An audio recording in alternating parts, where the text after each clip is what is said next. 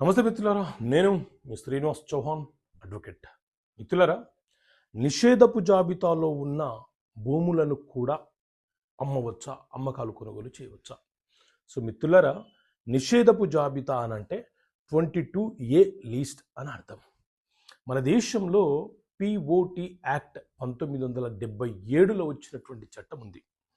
ఈ చట్టాన్ని 2007 సంవత్సరంలో సవరణ చేసి సెక్షన్ 22కి ఏ అనే ఒక సబ్సెక్షన్ని అదనంగా చేర్చి ఏ భూములైతే అమ్మకాలు కొనుగోలు చేయడానికి అవకాశం లేదో ఆ భూముల యొక్క సర్వే నెంబర్లను ఈ జాబితాలో పెట్టాలని నిర్ణయించినటువంటి జాబితానే ఈ నిషేధపు జాబితా. అంటే ఆ సర్వే నెంబర్లు గల భూములను అమ్మకాలు కొనుగోలు చేయడానికి అవకాశం లేదు.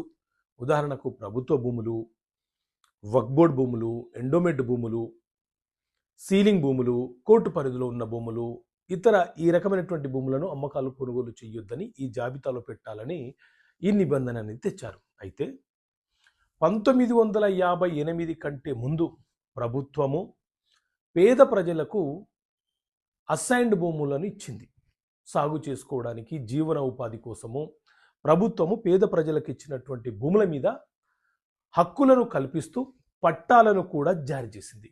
ఆ పట్టాలో ఒక 16 కండిషన్లతో నిబంధనలను కూడా తెలియపరిచింది.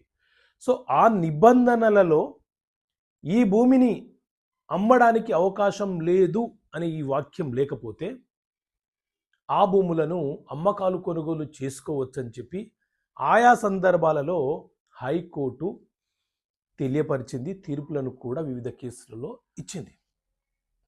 సో ఆ భూములు కూడా నిషేధపు జాబితాలో ఉంటే వాటిని తొలగించమని, మాకు జారీ చేసిన పట్టాలో ఆ భూముల అమ్మకాలు కొనుగోలు చెయ్యవద్దన్న నిబంధన లేదని మనం కలెక్టర్ గారికి దరఖాస్తు చేసుకుని ఆ భూములను అమ్మకాలు కొనుగోలు చేయొచ్చని చట్టము ప్లస్ తీర్పులు తెలియపరుస్తున్నాయి. సో నిషేధపు జాబితాలో ఉన్న భూములలో కొన్ని భూములు, అలాగే ప్రభుత్వం ఇచ్చినటువంటి ప్రభుత్వ భూములలోని పట్టాలలో ఈ నిబంధన అమ్మడానికి అవకాశం లేదు అనే నిబంధన లేకపోతే ఆ భూములను అమ్మకాలు కొనుగోలు చేయవచ్చు అని ఈ వీడియో యొక్క సారాంశం. సో మిత్రులారా, ఇలా చట్టపరమైన అంశాలు మీకు వివరించడానికి చట్టపరమైన సమస్యలకు పరిష్కారాలనే పుస్తకాన్ని తెలుగు మరియు ఇంగ్లీష్ మీడియంలో మీ ముందుకు తీసుకురావడం జరిగింది. ఈ పుస్తకం కావాలనుకుంటే ఇక్కడ కనిపిస్తున్న నెంబర్ కాల్ చేసి ఈ పుస్తకాన్ని మీరు పొందవచ్చు. ఓకే మిత్రులారా, థ్యాంక్ యూ. జై హింద్.